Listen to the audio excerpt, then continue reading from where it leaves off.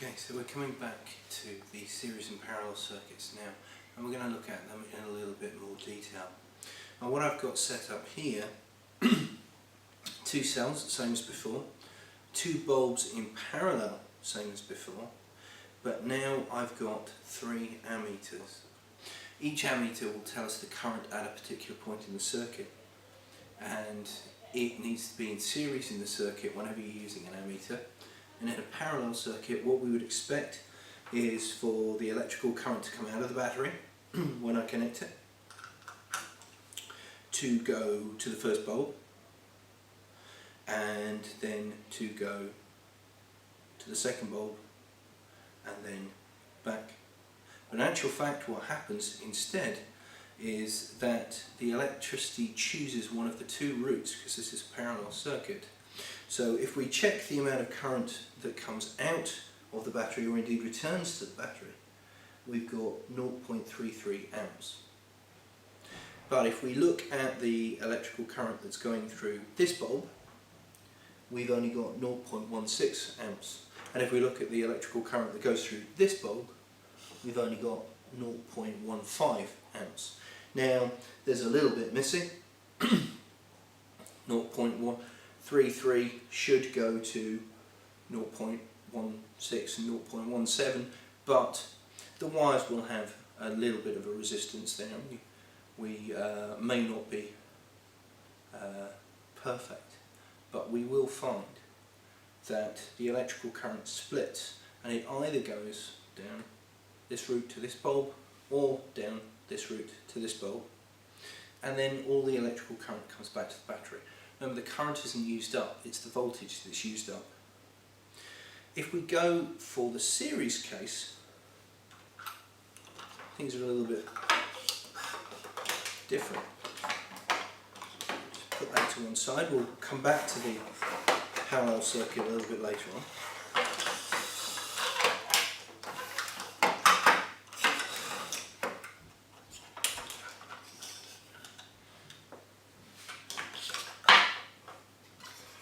Come back to the series circuit. We've got two batteries, two bulbs. We can see that the bulbs are dimmer, which should give us a clue as to what's going on. And this time, I'm only going to use one of the ammeters. I'll take the ammeter and I'm going to put it in the series circuit.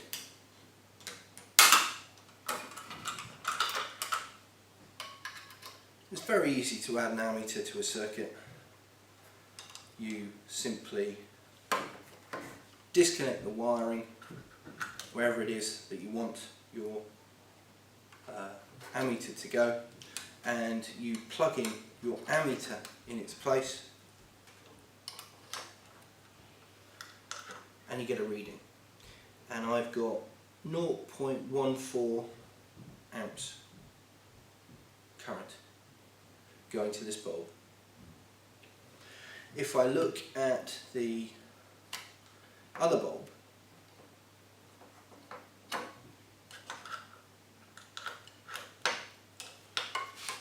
put my ammeter in here,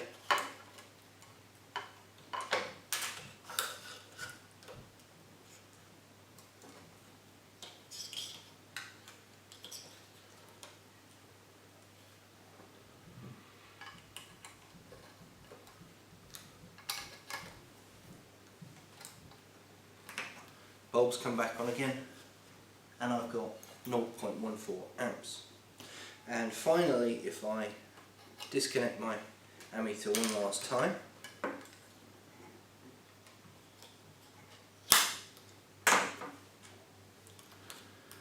reconnect the circuit, then break it over here on the way back to the battery,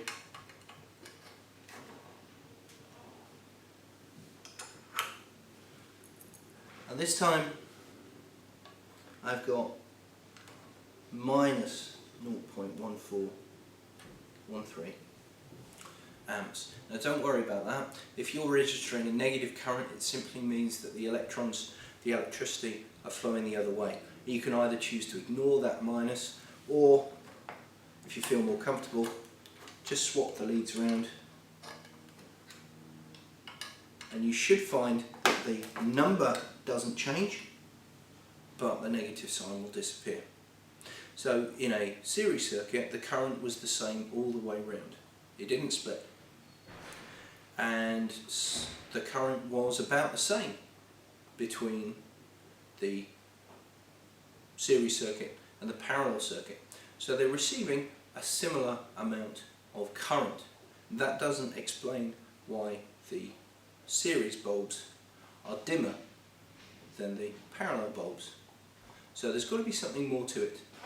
And the something more to it is the amount of energy or the voltage that's being carried by the electricity as it goes around the circuit.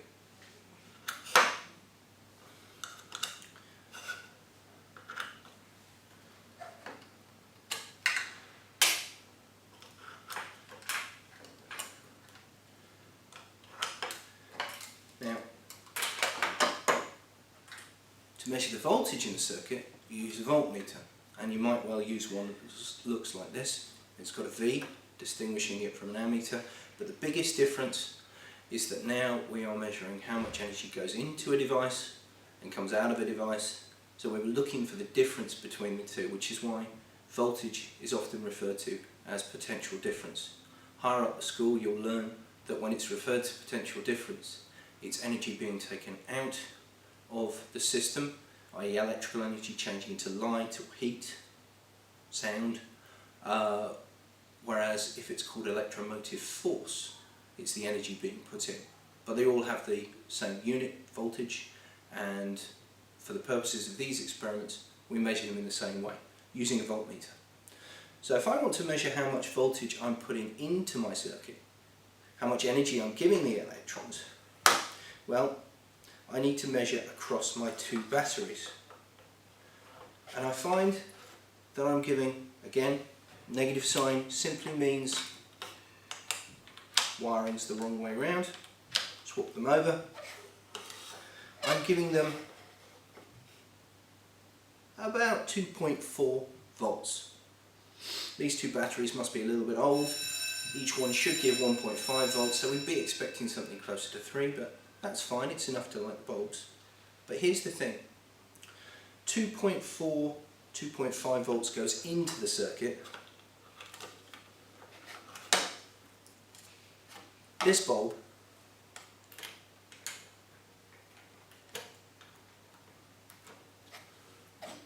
only gets 1.25, only gets about half of the voltage. And this bulb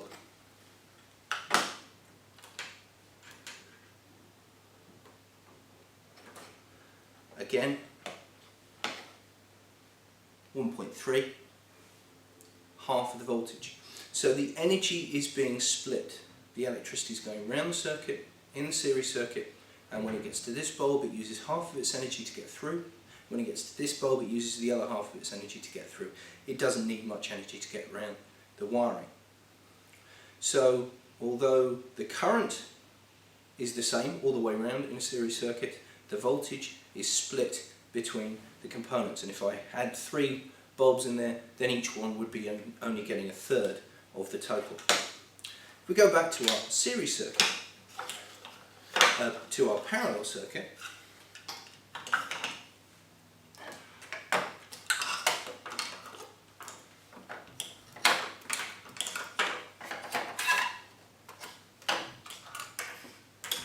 first bulb,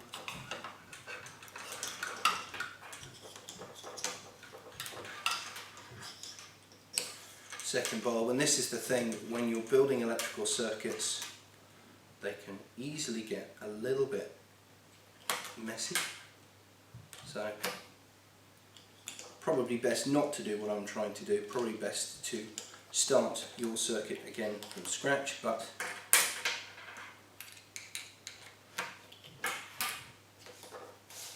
one bulb, second bulb, 2 batteries again, make sure that they are going in the same direction and that they are in series, back, and then reconnect your second and you have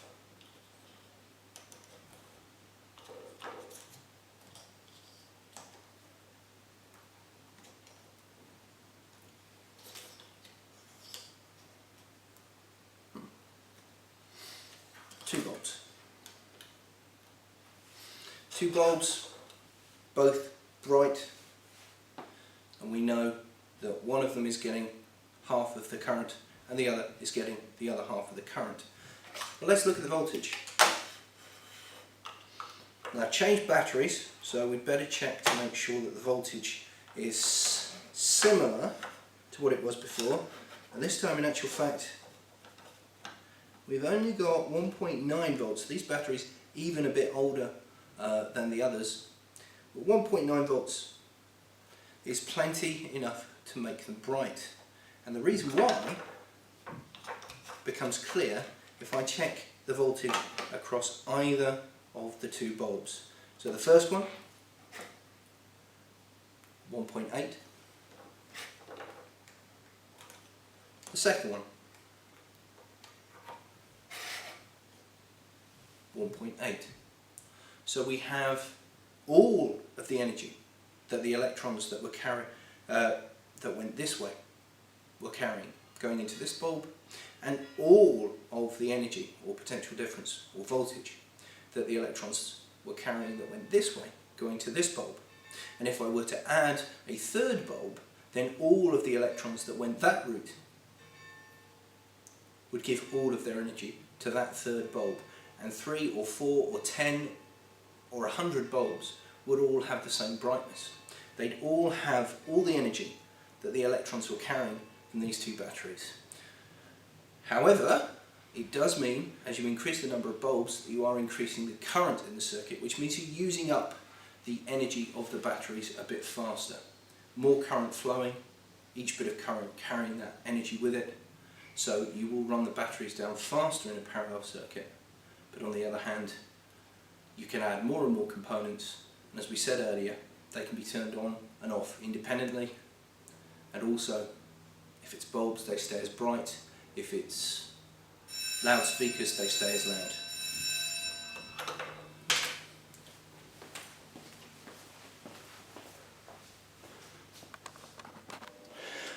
So we're going to look at electrical circuits now. There's lots of things about electrical circuits that I could tell you, but I'm going to try and pick out just a few of the basics about series and parallel circuits and about current and voltage. So current, as we know, is the rate of flow of electrical charge. In a circuit it's normally electrons, and voltage is the energy carried per unit charge. Put them together and you have the power in the circuit, because you've got the energy per second. But let's consider what that means in terms of current and voltage in a series circuit. A series circuit, very straightforward. We have a cell, and then we can have as many as we want, but let's just have 2 bulbs in the circuit. So the current goes from the positive to the negative. It's what we call conventional current. We know the electrons will be trying to go to the positive really. The current will flow around the circuit. Now the current's only got one route. So in series, current is the same. It can't go off to the side, it can't get lost, so it's going to be the same. Whereas the energy that you're carrying, the voltage, is going to be shared.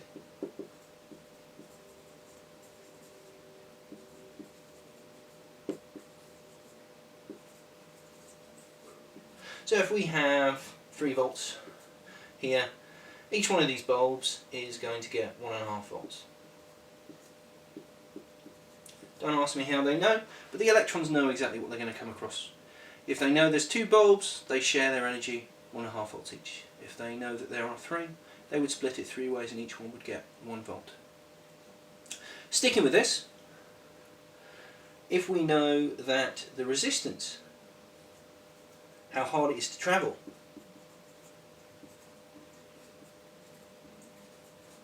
is 10 ohms, and we know that the current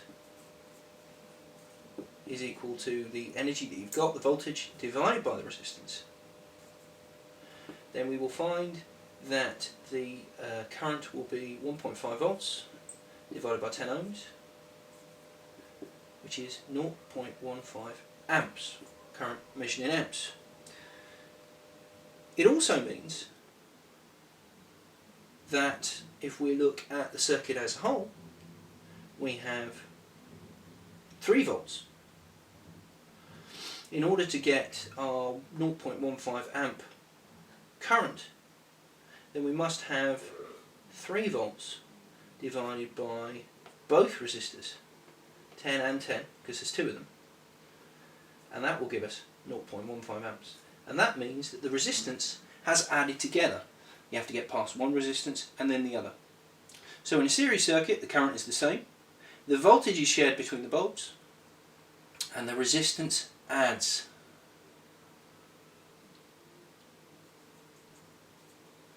Okay. Now in a parallel circuit things are slightly different because we're giving the current different routes to take, and whichever route it takes, it's going to take all of its energy with it. So we sort of have the opposite effect. We have a circuit very similar to the one that we had before. I'll keep it as simple as I can do, but this is true for any circuit you can come across. We have 2 bulbs now in parallel and 2 different routes for the electricity to take. We have 3 volts, and our current can either go that way or it can go that way. Never goes both. Okay, so the current in parallel splits.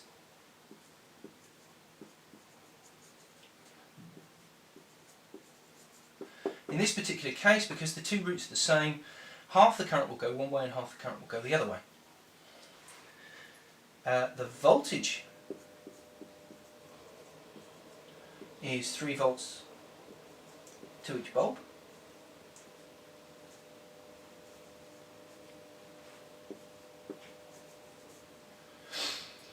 And we can find the current if the resistance of the bulb it remains 10 ohms.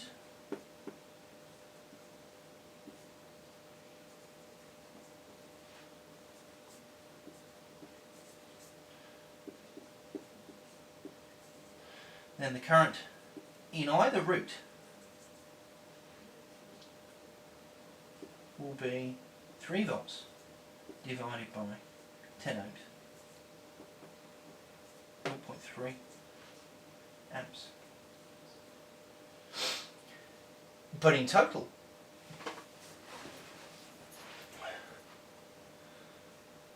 because we've got 2 different routes,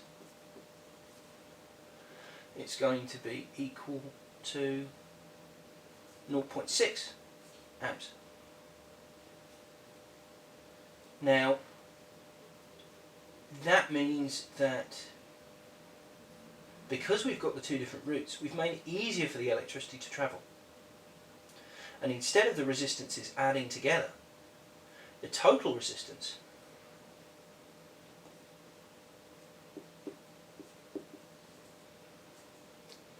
is equal to 3 volts divided by 1.2 amps, which becomes